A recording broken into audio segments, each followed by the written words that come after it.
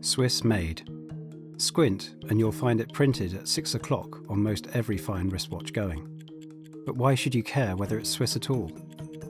Truth is, the quality of every Swiss watch is just the start of the story. Beyond the cogs and springs, you're buying into a fairy tale that, give or take the odd corporate buyout, remains as magical as ever. A magic that started in the 16th century when Louis XIV turned on the French Huguenots.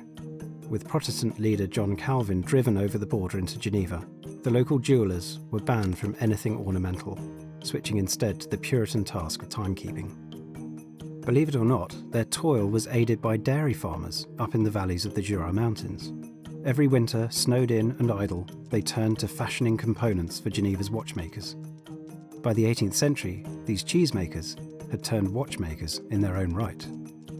Their capital was Le Chaux de Fonds, a phoenix from the ashes of a devastating fire in 1794.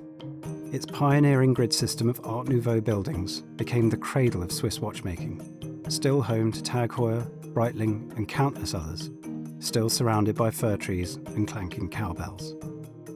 It's not just fires either.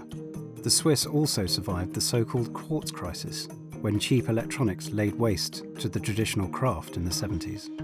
Even James Bond was wearing a digital rather than his Rolex. But sure enough, the magic of Swiss made won out. By the 80s, collectors became interested again, in the soulfulness of a mechanical movement, ticking like a human heartbeat, treasurable for the next generation. It's such a precious set of values, the industry has drawn up a charter of Swissness.